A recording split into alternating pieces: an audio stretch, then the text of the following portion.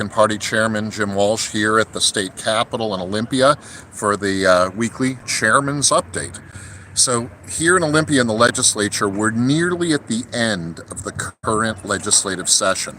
It's a 105-day session, and today is the 103rd day. So we're almost at the end of the session. Last week, I talked about some of the good defensive wins that we had so far this session. Today, I'm going to talk about a tougher subject.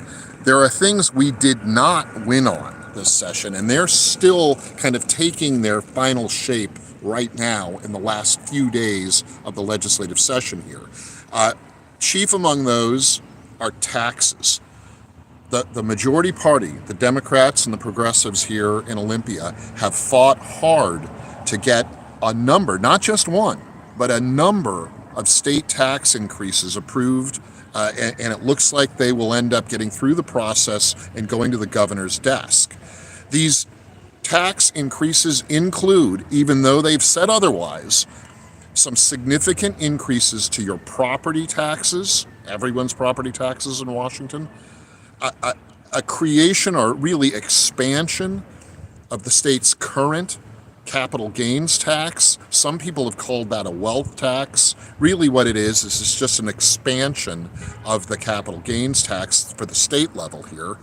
And an increase to the business and occupation tax, our main business tax in Washington State, B&O it's called, a significant increase in the B&O tax, and then a number of other small tax increases, and some not so small, frankly. A sales tax increase on top of the existing sales tax on gasoline and diesel fuel. So those are going to go up even higher still.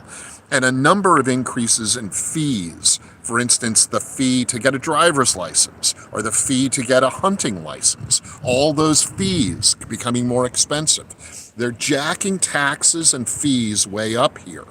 And we're battling it. I mean, we're battling till midnight, 2 o'clock in the morning every day here at the Capitol against these tax increases. The Republicans' version is we don't need the tax increases and we don't need to cut the budgets. If we just hold our state budgets at their current levels, we don't need to increase taxes and we don't have to cut anything. The current taxes cover current levels of budget spending.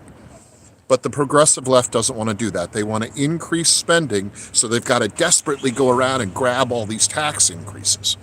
The other major thing that is likely to pass through, it looks like it's likely to pass through in these last days of the session, is the repeal and the gutting of the Washington Parents' Bill of Rights. And that, in some ways, is even more heartbreaking because we passed that one into law with an initiative to the legislature just last year.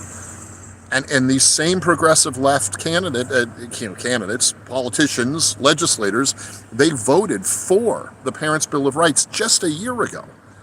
And now they're pushing through an awful kind of Frankenstein monster of several bad bills bolted together that will gut and effectively repeal the Parents' Bill of Rights. These are two issues that are heartbreaking: the rising taxes and cost of living and this disregard for the Parents' Bill of Rights and families and parents' rights in general. But this is my message to you this week. Don't despair. Don't become discouraged. Stay involved, as I will, as the Republicans in the legislature will.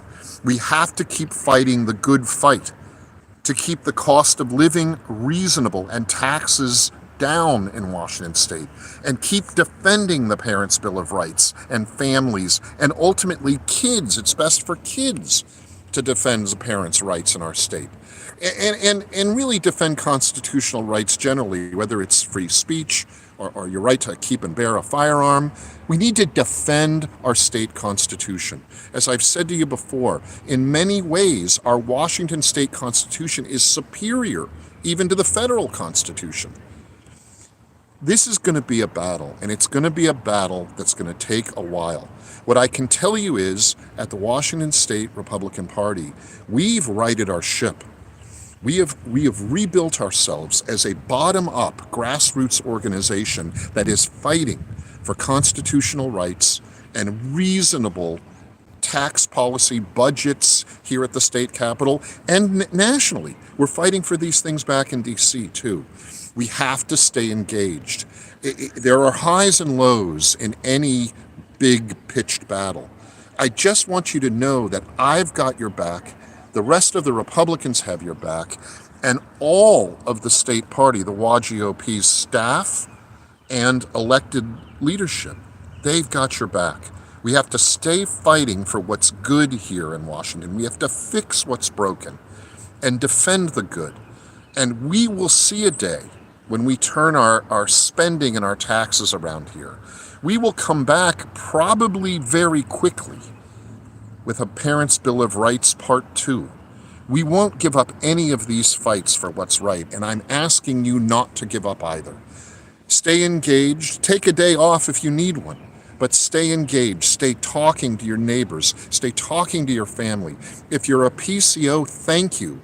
And stay working your precinct, your neighborhood, talking to people about the WGOP's policy points and priorities and plan for getting out the vote in November 2025 and November 2026. We're not going to give up. We're going to keep up this fight. And I ask you to stay with us and fight to protect what's good here in our Washington.